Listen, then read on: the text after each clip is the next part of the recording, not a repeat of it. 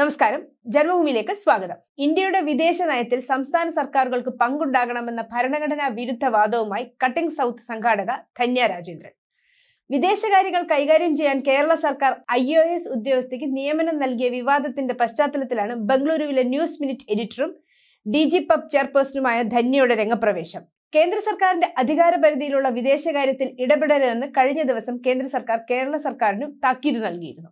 ഭരണഘടനയിൽ സംസ്ഥാന പട്ടികയിലോ സംയുക്ത പട്ടികയിലോ വരുന്ന വിഷയങ്ങളിൽ മാത്രമേ സംസ്ഥാന സർക്കാരുകൾക്ക് നിയമനിർമ്മാണവും ഉദ്യോഗസ്ഥ നിയമനവും ഉൾപ്പെടെ അധികാരങ്ങളുള്ളൂ. ഭരണഘടനാ വ്യവസ്ഥകൾ ലംഘിച്ചാണ് കേരള സർക്കാർ വിദേശകാര്യങ്ങൾക്കായി സെക്രട്ടറിയെ ചുമതലപ്പെടുത്തിയത്. 2021 നടത്തിയ കോ ഓപ്പറേറ്റീവ് ഫെഡറലിസം ക്യാമ്പയിനിന്റെ ഭാഗമായി പ്രസിദ്ധീകരിച്ച ലേഖനം എക്സിൽ ഷെയർ ചെയ്താണ് ധന്യ രാജേന്ദ്രൻ വിദേശകാര്യത്തിൽ സംസ്ഥാനങ്ങൾക്ക് അധികാരം നൽകണമെന്ന ഭരണഘടനാ വിരുദ്ധവാദം ഉന്നയിക്കുന്നത്.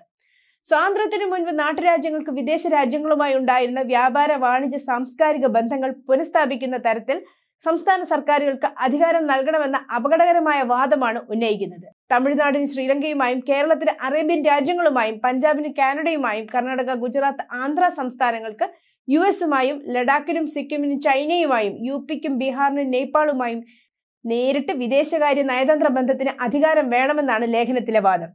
ഇന്ത്യയെ കഷ്ണം കഷ്ണമാക്കുന്ന ടുക്കഡേ സംഘത്തിന്റെ ആശയമാണ് ന്യൂസ് മിനിറ്റ് മുന്നോട്ട് വയ്ക്കുന്നത്.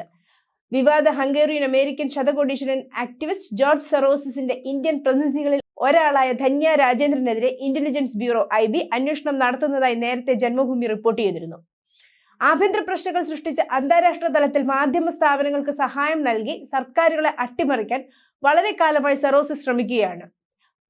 വളരെ കാലമായി ഭാരതത്തിൽ ഇതിനുള്ള ശ്രമങ്ങൾ ഇയാൾ നടത്തുന്നുണ്ട്. ഭാരതവിരുദ്ധ പ്രവർത്തനങ്ങൾക്ക് ധന്യ രാജേന്ദ്രൻ പ്രാഥമിക ധനസഹായം നൽകുന്ന ഇടനിലക്കാരിയാണെന്ന് IB വ്യക്തമാക്കിയിട്ടുണ്ട്. ദ ന്യൂസ് മിനിറ്റിന്റെ എഡിറ്റർ ഇൻ ചീഫ് ധന്യ രാജേന്ദ്രന്റെ നേതൃത്വത്തിലുള്ള DG pub news India foundation വഴി സൊറോസിന്റെ ഓപ്പൺ സൊസൈറ്റി ഫൗണ്ടേഷൻ ഭാരതത്തിലെ ഓൺലൈൻ മാധ്യമങ്ങൾക്ക് ധനസഹായം നൽകുന്നു.